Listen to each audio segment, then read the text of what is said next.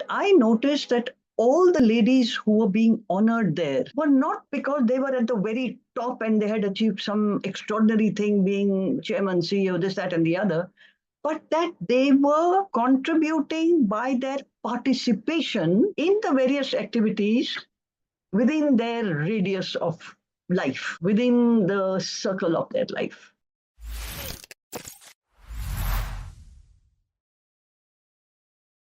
Hello and welcome to our Superlawyer YouTube channel once again. Today, I'm here with Dr. Ranjana Kaul, who is a partner at Dua Associates with specialization in the UN International Space Law Treaty regimes and International Air Law Treaty regimes as well. Dr. Kaul advises on civil and commercial activities in outer space and on the military usage of the outer space.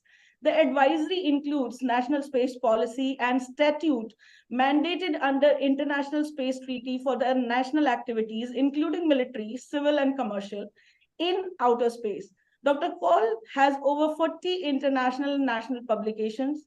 She has LLM from the Institute of Air and Space Law from prestigious McGill University, Canada, and LLB from Delhi University. She also went on to do PhD from University of Pune, India.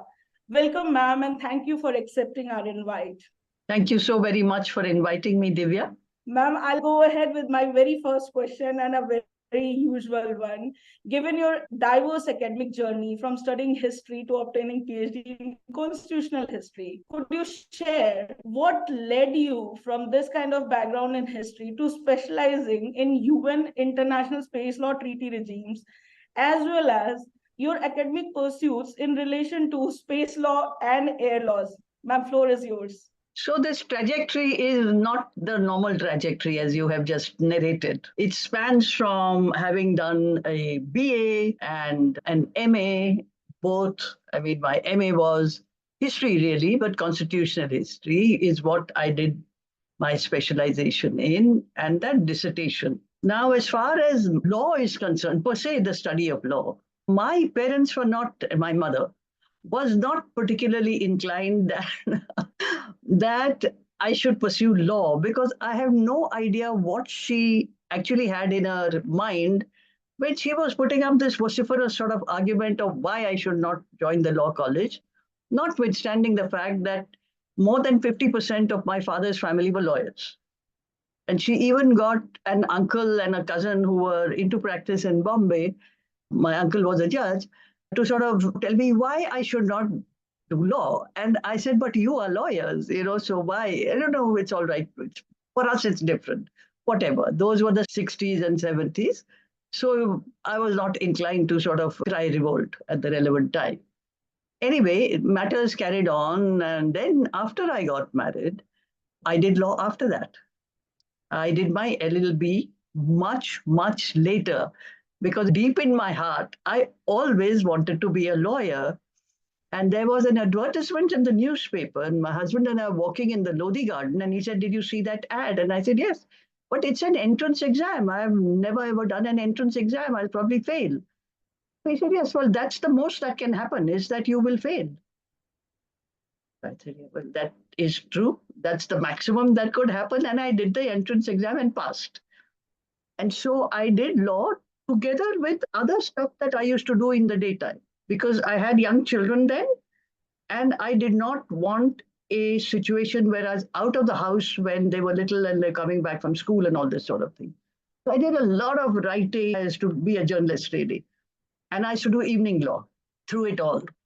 Then that got over and I started practicing. I had wonderful friends in the High Court, and they said, you start off. So I joined a firm which is called Vaish Associates here in Delhi. And Mr. O.P. Vaish, he was my first mentor. It was a wonderful place, and I'm still very much in touch with all of that family. And suddenly, quite out of the blues, by which time I had started my own practice. I had left the Vaish Associates. I was practicing on my own. And my husband turned up one afternoon at 4, very unusual for a government servant. And I said, oh, so what brings you here? I was back from court. I was looking at files for the next day. And he said, well, I've come to tell you I'm going to Montreal. I said, okay, so when are you going? This evening? He said, no, I'm going in July. So I said, it is 19th of May today. you're telling me in May, you're going in July, तो अब लौट के कब आओगे? So he said, after 3 years. I said, what does that mean? So that means I'm under posting orders. I said, but you were not under posting order this morning when we were having breakfast. What happened between then and now? He said, well, I had a call and I had to give a reply in half an hour. I knew you would react like this, so I've come to tell you. I said, yes, but what about all this? All my law books and my files and this and that. And I was practicing on my own. Not easy to set up on your own. And he said, well, that's up to you.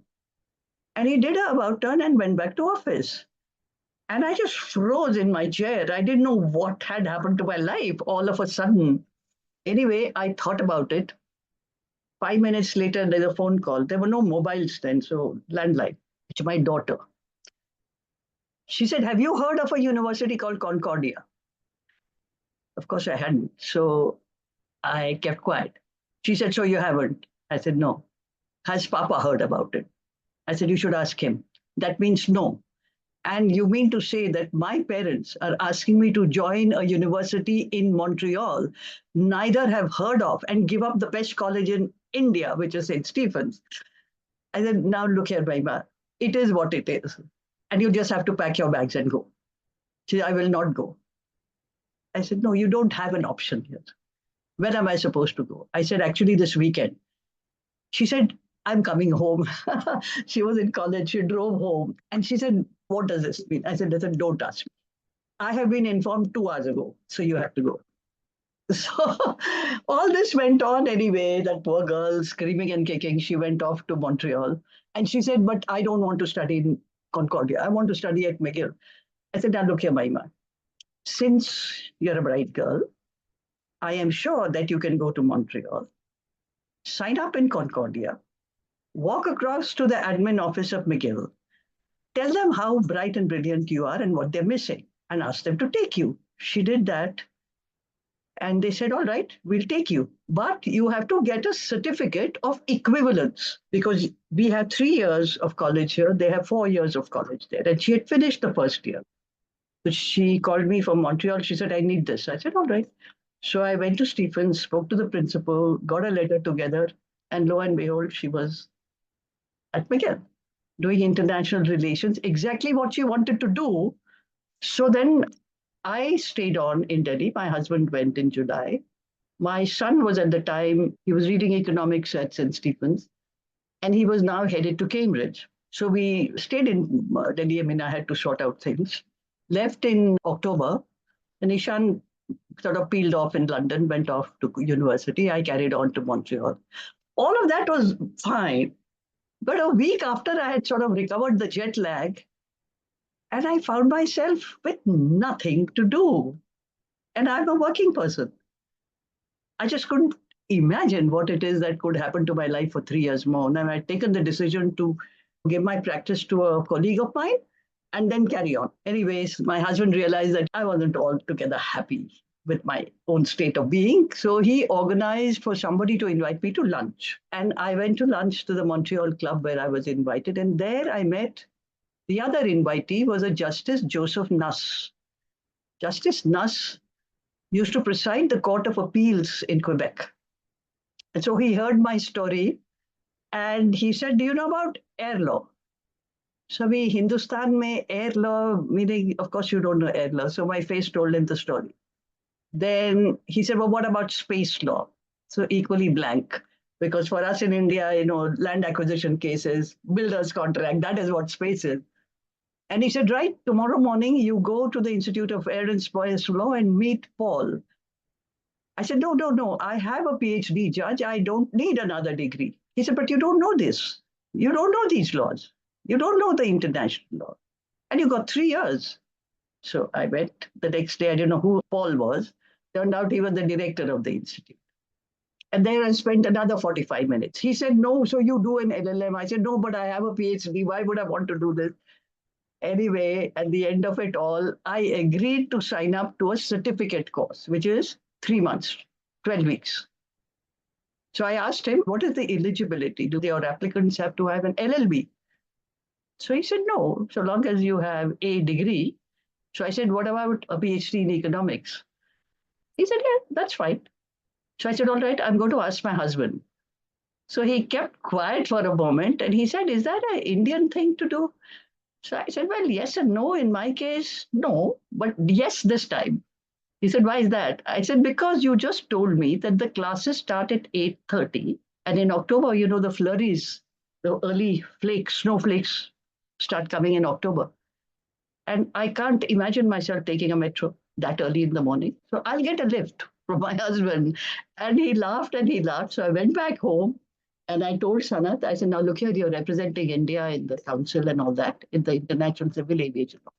But you don't know, did your ministry brief you?" He said, "Of course not. We don't get briefing." I said, "Well, then here's your chance. You should join up this 12-week thing and you will at least know what they're talking about." So he bought into my plan. And so I got my lift in the morning. Sanat suddenly found himself seriously sort of plugged into this whole international space thing, air the law.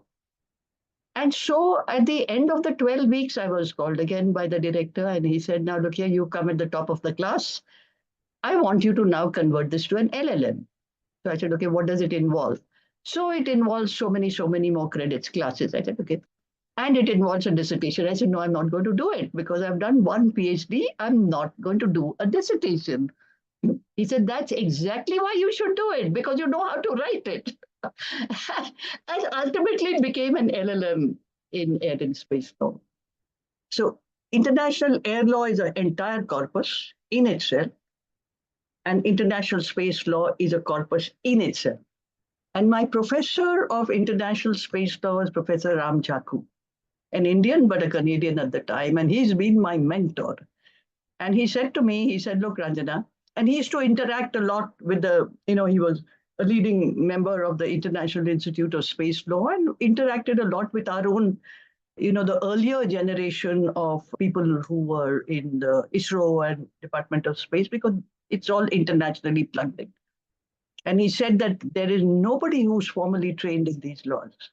And someday your knowledge will come of use to our country. And I want you to therefore specialize in space law. So I want your dissertation to be on space law. So I wrote my dissertation on regulating satellite telecommunications in India.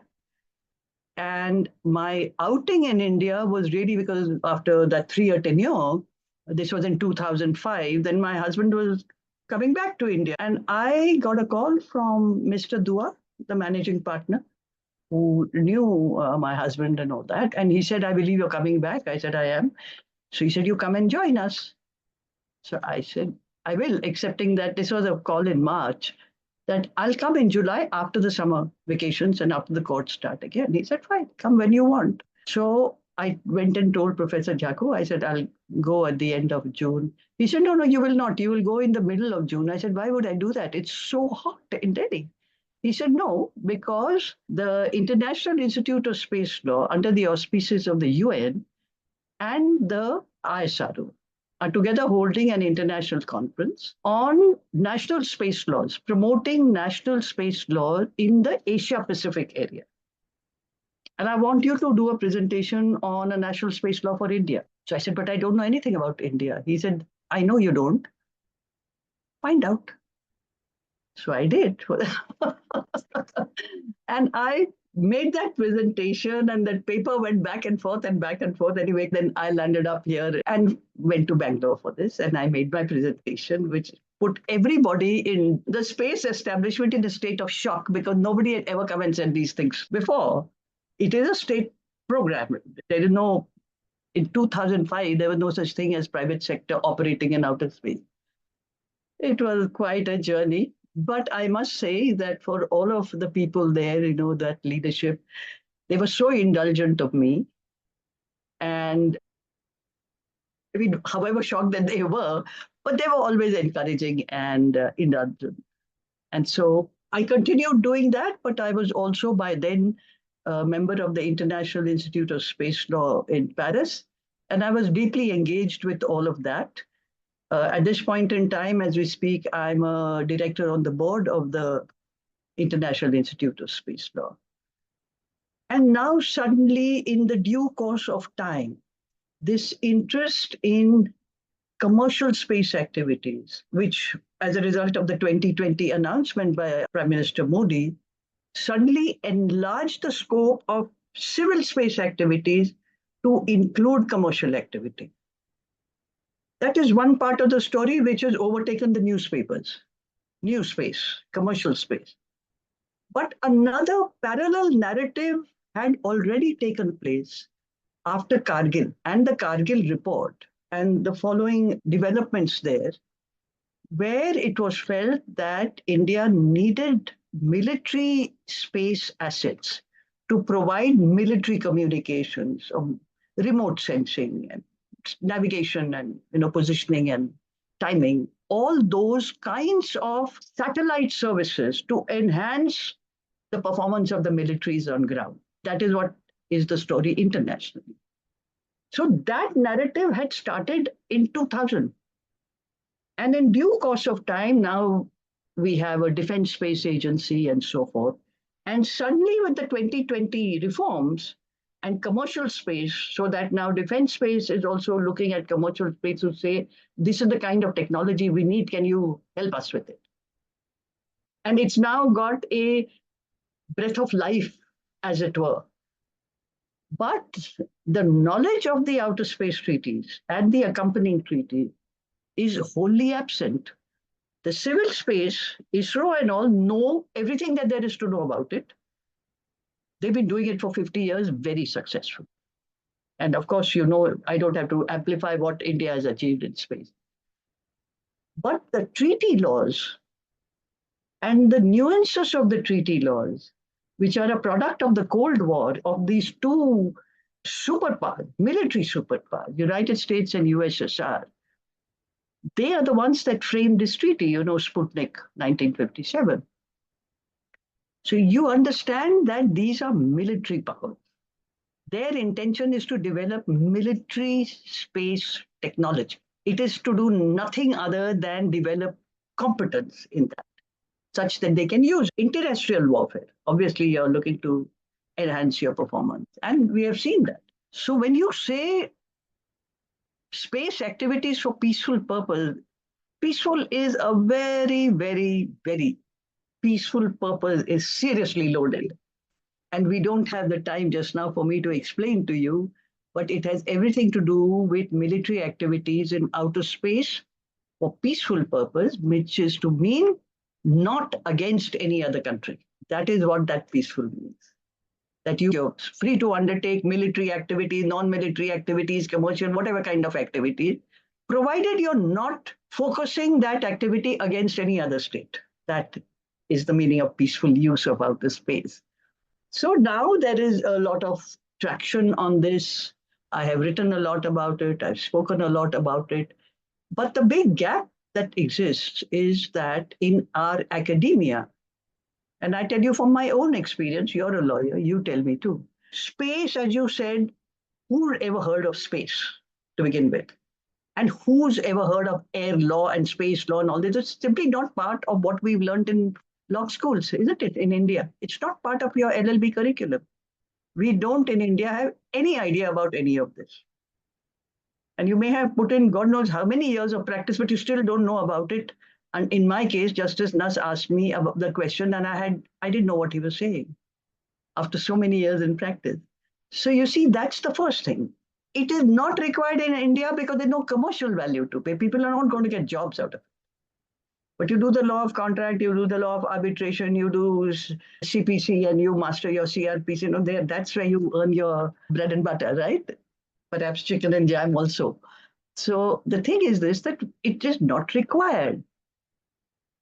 Then now, because also of what India has achieved, your Mangalyaan and all of these kinds of wonderful things that are now amplified, and we are learning about it in public domain, has excited young students. They want to become aerospace engineers. They want to do all that, and there is interest in it. In due course of time, there's also the understanding that students in colleges want to now participate in international competitions. Space moot courts. The International Institute of Space Law, for example, has an annual moot court named after the doyen of international space law, Judge Manfred Lacks of the International Court of Justice. So it's called the Manfred Lacks Space Moot.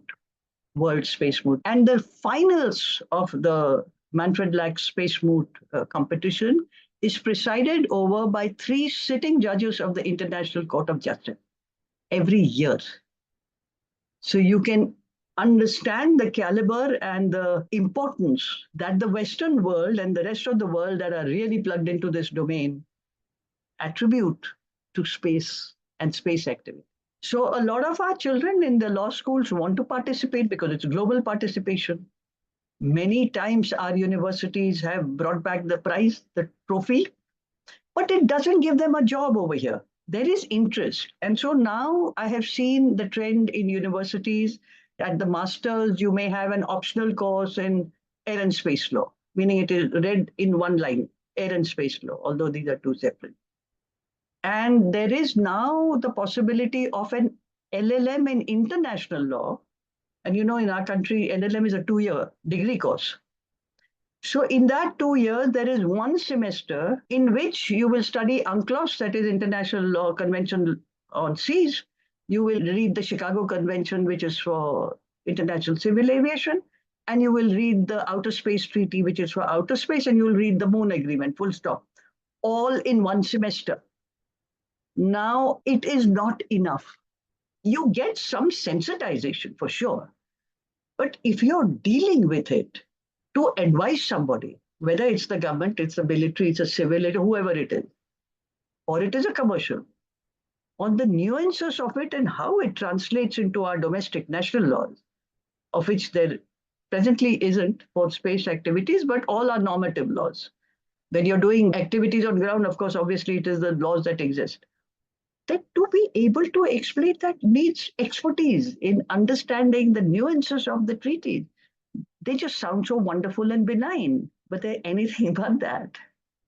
So that is where it happened. And I never planned it really. I think my circumstances took me along this path. And frankly, I don't think what I could have done without the circumstances and without the series of mentors that I've had. I don't know what to say, actually. I'm quite surprised at myself sometimes. But there it is. But there I'll add that you had an amazing partner as well who understood and knew what you wanted to do. And he was always there to support you. That is one thing which I'll add definitely. If Sir was not there, he would not have pushed you to do law. To take the exam, we would not be sitting here and knowing what Dr. Ranjana Kaul ma'am has done and accomplished for India. So thanks to Sir as well. And I can relate to so many spaces which you have shared that I also did my law after marriage because obviously mothers are mothers. They have that issue.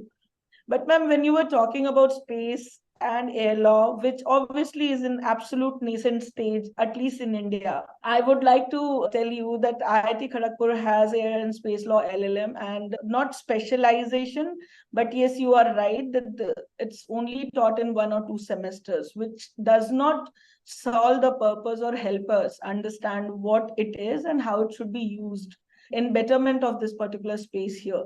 When you were talking about Ram Thakur sir, I was really amazed and I was waiting for this to come up and tell you that I had this opportunity of listening to him when he was taking a lecture for Indian Society of International Law. They are the ones who organize space and air law programs every year almost without fail. And I'm one of the regular ones over there. Ma'am, I want to move forward with this aspect of how much you have achieved in this space and would like to understand, ma'am, how did you make your whole space by being a founding member of Spaceport, which is Sarabhai, India's actual first independent think tank, which is dedicated to outer space.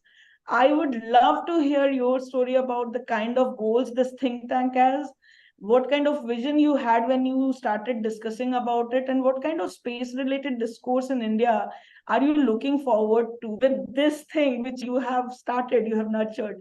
So really the idea of Spaceport Sarabhai, there are the 5 of us actually who were the founders of it, who started it. But really the idea and the true founder, I would say, is my colleagues Shushmita Mohanty and Narayan Prasad, NP as we call it. They, of course, engineers and all this kind of thing. Both have been entrepreneurs. They have set up their own companies. And we felt the need for an independent think tank, which is not constrained by boundaries or concerns that, look, I'm in the government, I can say this much and not more. After all, there are conduct rules in the government.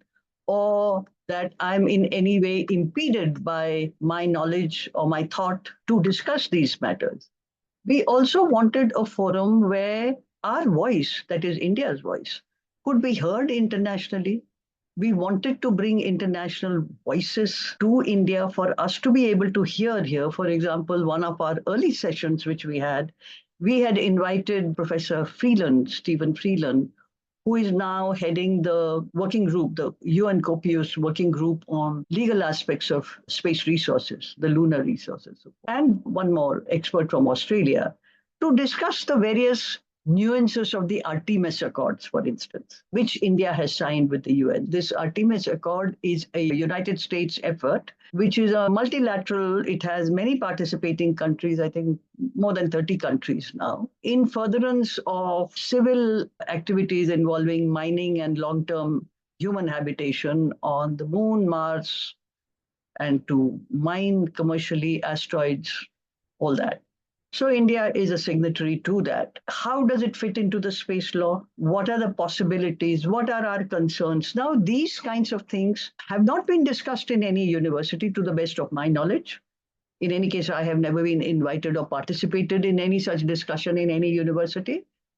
But we thought that we needed to understand there are many people who have questions. I mean, all of us meet folk. There are questions, but they don't know who to ask.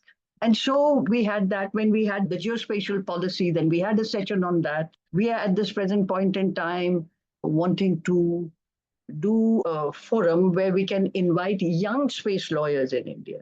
There are many that have done the best that they can within the given circumstances. As you yourself said, you've done this LLM and you're trying to.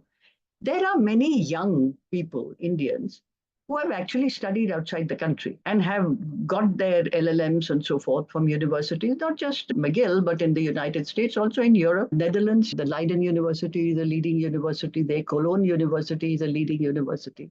All of that. There's a space university in Strasbourg. So many like that. And we are able to, because of our own network, invite folk internationally. Then we are producing some reports, which, because we are not affiliated to the government or in any manner dependent on the government, we are able to bring reports to provide a alternate narrative or a narrative as we understand it.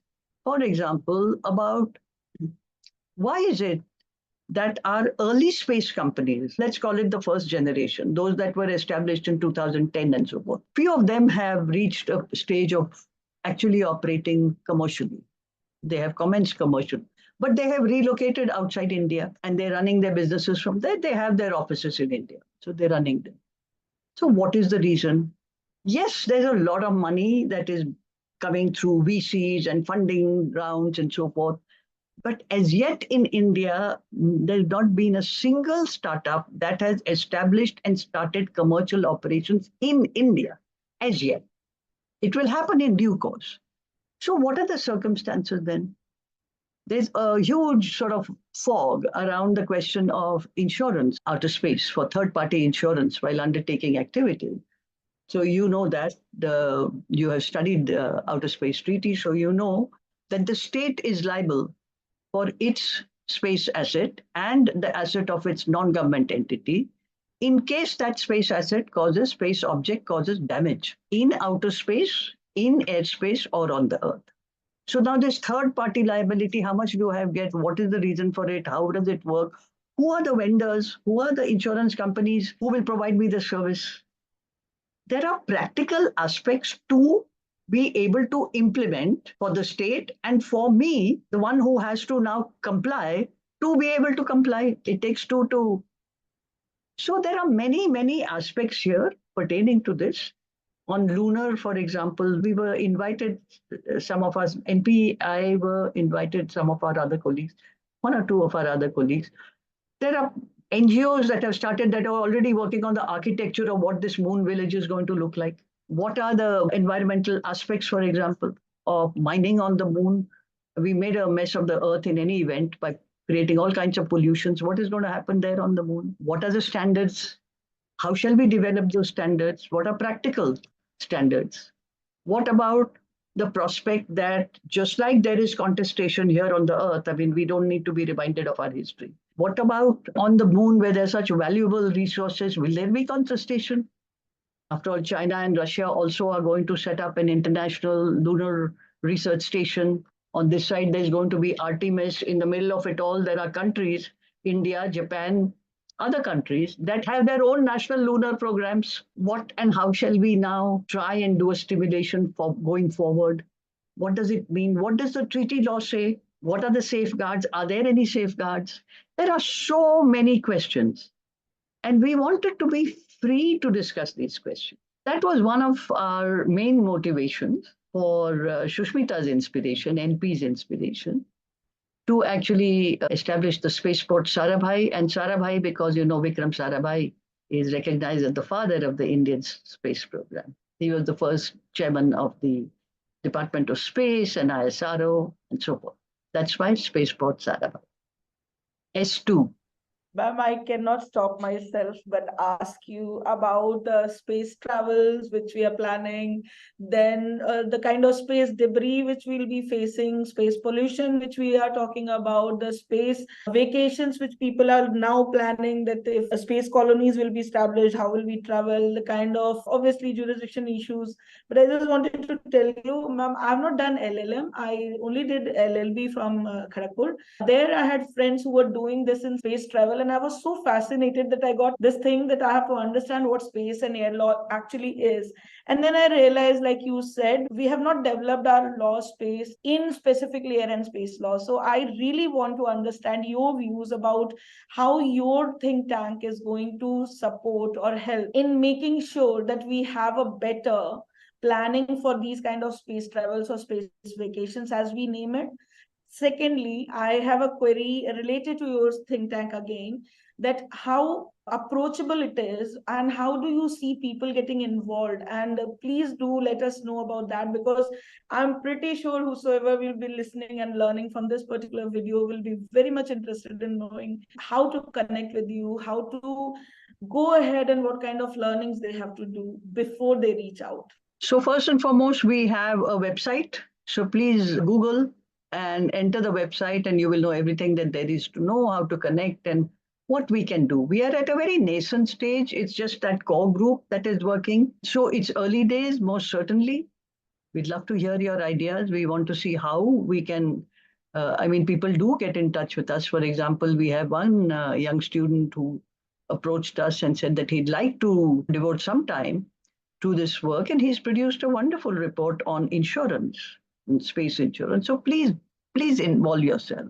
What can we do for space lawyers? Like I said, we are now planning a panel podcast series, a panel of young space lawyers to hear from them. What are the issues that they are involved with? What are they facing? What do they think? What should happen?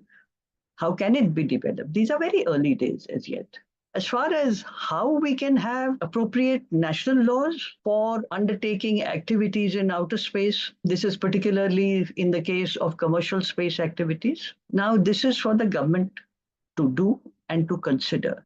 It's a very complex task to draft a national space activities law, for the reason that I told you in the beginning, that when you read the Outer Space Treaty on the face of it, it seems so simple, so straightforward, just so nice. It's almost like being in the meeting of a Girl Guides or Boy Scouts. But it is anything but that. There isn't a definitions clause, so you don't know what that term means exactly. It needs intensive academic research and work. It's a very intensive task, and I can tell you this, that because I do it, it is consuming. But at the end of it, you know that you have understood precisely the requirement, what it means. And therefore, if I'm going to be drafting a national space law, what is it that I should do? What is it that I must not and cannot do? Why? Because in space, you have military space activity. They have different nuances. The outer space treaties are linked to the UN Charter and to international security. Space, after all, is a physical domain which does not recognize state sovereignty. You cannot extend state sovereignty above 100 kilometers from the surface of the earth. And it's the laws of physics. We all remember our basic Kepler's laws and all such things. So the technology is actually overcoming the challenges of physics in space, if you like, going against gravity, for instance, at a very basic, simple level. It is all to do with military technology. Now, those military technologies can be used for military activities. It can also be used for non-military activities like India does, which we call civil space activities. It's the same technology. Then what is the difference between the government space program and the commercial sector is that firstly, the emergence of commercial companies, nothing to do with the government, no support from the government, they show moto. Second of all, they are developing their own proprietary IPR with the intention that this technology platform that they will create will be able to offer customized solutions to their customers to earn money, of course. So the mental framework in which our young space companies approach the subject is like any other business, any other company, commercial company in India.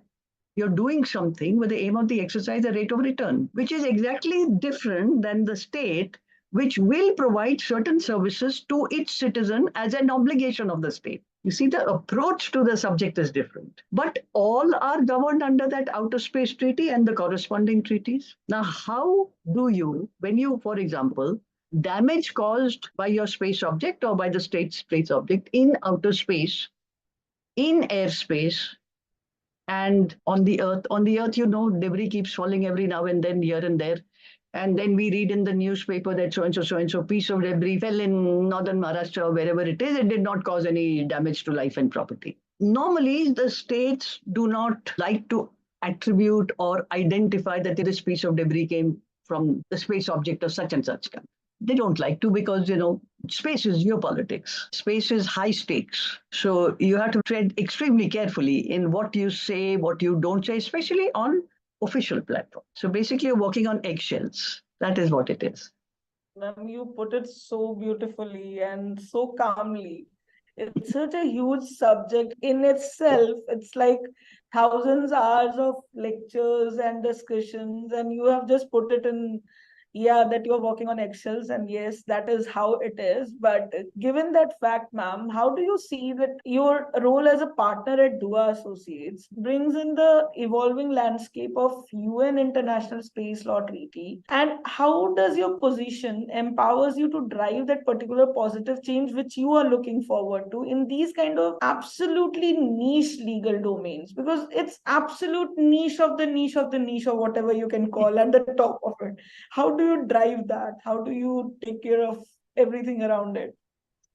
Look, the starting point is my managing partner. When I joined here, of course, I was practicing in Delhi High Court earlier, and I continued to do the bread and butter sort of stuff. But when on the first day he came to have a chat with me about what I wanted to do, and I said, well, apart from, of course, the normal, I'll go to court and this, that, also space. So he looked at me, I suppose, with the same sort of expression I must have had when Justice Nuss asked me.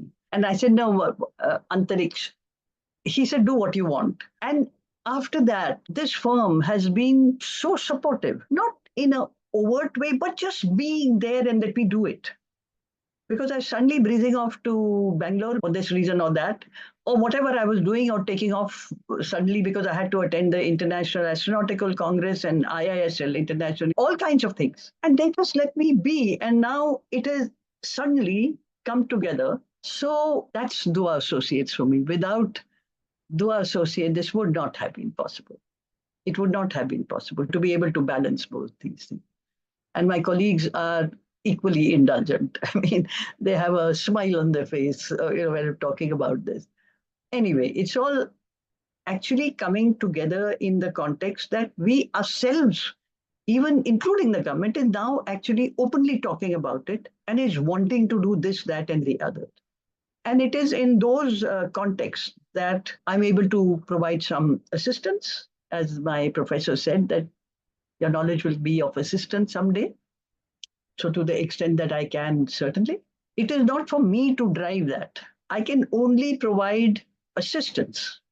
The final decision is always the government's. That is its prerogative. of how it wants to deal with it.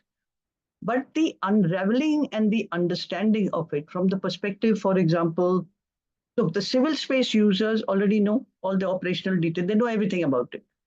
The military space users, I mean, how do you navigate through this amazing treaty? I think it's amazing. To understand what are the things that as a military user I should or should not do, and what I cannot do, and why can I not do it, and why can I not say this or that.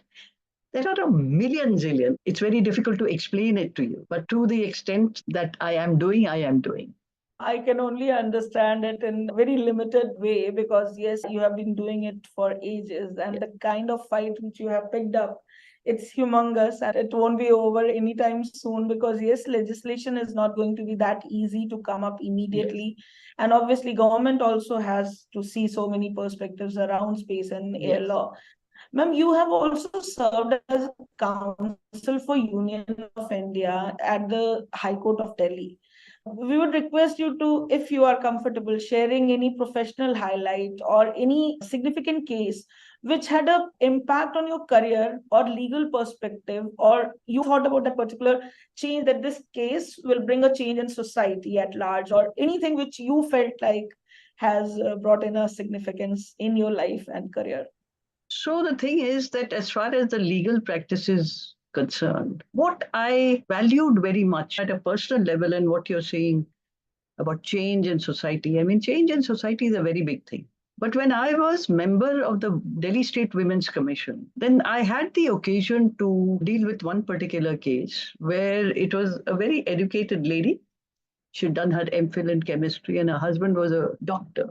And anyway, short point is that it was a matrimonial situation where she and her children had been thrown out of the house and all that. Be that as it may, it went to court, and he was refusing to give any maintenance, but she also did not have a house to live. The gentleman was still in service, but he had a DDA flat, and she needed a place to stay with her children who were going to school. And in the course of that argument, more than me, it is the judge, the presiding judge. And he was so, I mean, whenever I think of him, I always think, God bless him. He actually said that she has the right to live in that house to begin with. He expanded the scope of the relief that he granted. And plus that, 4,000 per child. This case went on for years. Now, in the middle of all this, I went off to Montreal and I told my colleague, and I was a bit hesitant. I said, you know that I do pro bono work. She said, and I'll do it for you. And she shepherded. By the time I came back in 2005, this lady came back. That lady used to give tuitions. She used to give tuitions in chemistry and mathematics. She used to drive her car and go all the way to Gurgaon. She was staying in one of the DD flats in Vasant Kunj so that she could pay for her children. Now, understandably, those children were impacted by their familial circumstances. You can understand that. But she stuck to her ground. I have to say, I admire her immensely for the fortitude, but perhaps mothers are like that. And she did all this. Her son then finally finished his engineering and so forth and went to Germany to do further. And her daughter, she was so deeply impacted by her father's conduct towards her also that she used to stammer and she had anxiety. It was, if you're a mother, you know what I'm saying. And ultimately, that girl has, like a chrysalis and a butterfly. She's emerged out of that. She has a wonderful job in a school, a very, very well known school, which is a residency. And every now and then they come to meet me, and the children keep in touch with me and exchange these messages. And the son is now settled in Berlin and all that. And she looks so pretty now. She's so confident. She's so happy. And the mother is so happy. And so during COVID, naturally, there was no question of tuitions because now you can't go anywhere. But she started a catering business. And she came here with all kinds of stuff to eat. And I said, why have you got this for me? She said, क्योंकि मैंने खुद बना के लाया. And this is what I'm doing. And she sustained herself through that. In due course of time, we were able to find some details about her husband, which could have incriminated him in a criminal matter. And as a doctor in a government hospital, you know what happens if you'd lose your job. So now it came a point in time for negotiation because the court said you do mediation and try and come to a settlement of how we can finish. So he signed off that DDA flat in her favor.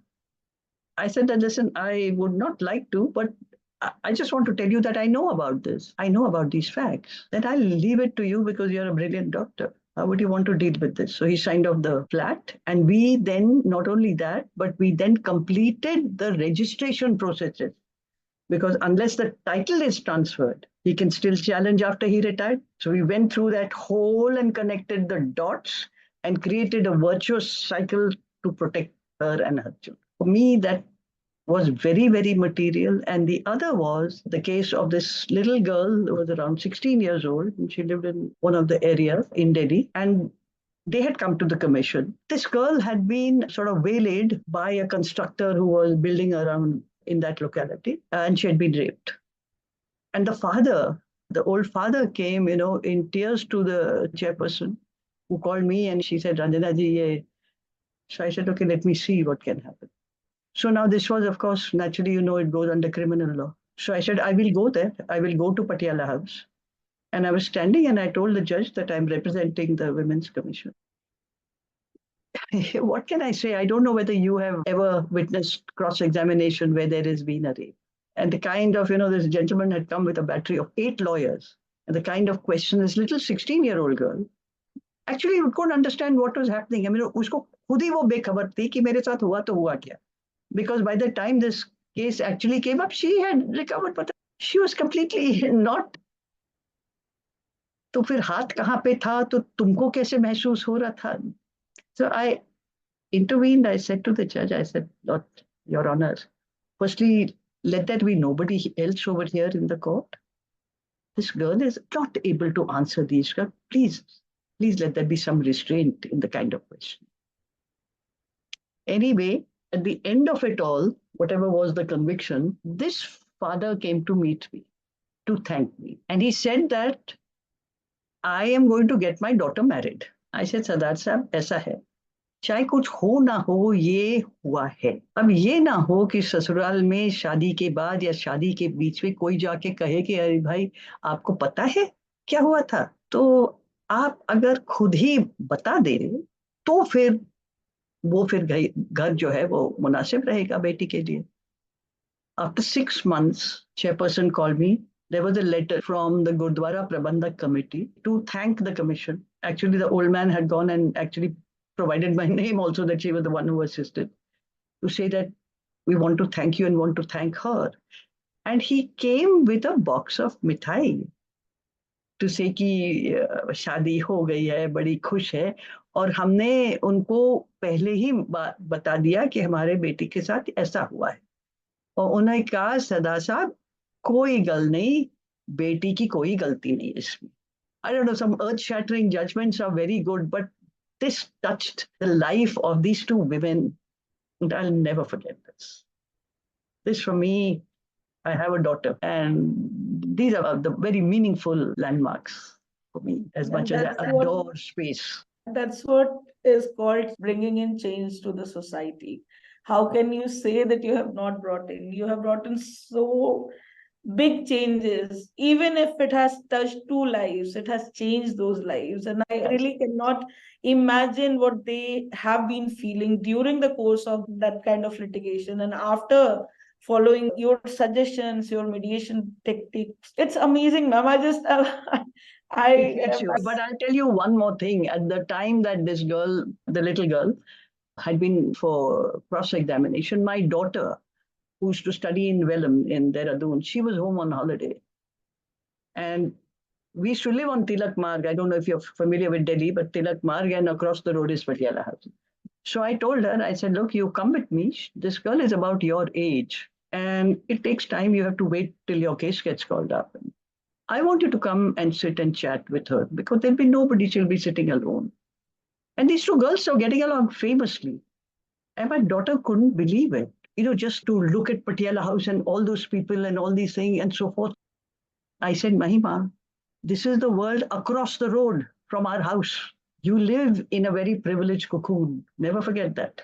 True, ma'am. we live in a cocoon and we sometimes forget that there is an entire parallel universe around us, right across the street, definitely. And I'm really, really surprised that mother like you was so confident of sharing that with your daughter, because we tend to care more about our children. We don't want to show them that real world at that young age. I told her because I care for her. I want her to be sensitive. I want her to have empathy. She has everything that the Lord above could possibly grant her. That's an amazing thought as a mother. I really am really at loss of words. I just can't tell you how privileged I'm feeling that I could talk to you, because these things, mothers usually, not only mothers, parents don't want to share with children. Oh my God, I won't share it. But you as a mother shared it. It's a big deal. It was a learning which she will always remember, and it must have had an impact. It does. I mean, God has blessed her with great amount of empathy. I'm so proud of that. Ma'am, that's, I would say, not partially, but at least 75% it's because of her mother also. It's not We all only. play our little part in their lives, yes. Ma'am, I guess that was the reason. I won't say that is the only reason, but your work and your dedication to your causes must have been seen by people, and they have come to you and they have given you this amazing award of Dr. Sarojini Naidu. They gave me so much energy, just their confidence, just the confidence that they have to come and say, ki aisa hua hai. So true, ma'am. It's a very big thing. I feel privileged when anybody comes and says, ma'am, इसका क्या करें? मजबूर होते हैं. They can't go to the most expensive lawyers and they don't understand. It's not easy. The Dr. Sarojini Naidu International Award for Working Women, which you received in the year 2023. It's absolutely a remarkable achievement, at least from where I come from.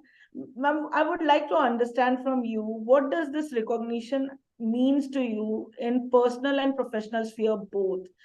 And how do you see that all these kind of recognitions help us not only ground us, but understand how we can give to the society more? Because yes, we are a little privileged, and that is the only way of giving back to the society, to the roots. How do you see it has changed you? Look, firstly, that intimation, that email that I got came as a complete surprise to begin with.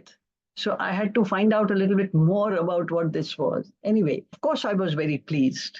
Anybody would be. But what is wonderful that Mr. Marwa is doing, the people, the Marwa Studios, is that, I mean, I'm not talking about myself and space law because it's just such a niche area that there is nothing much that I can say.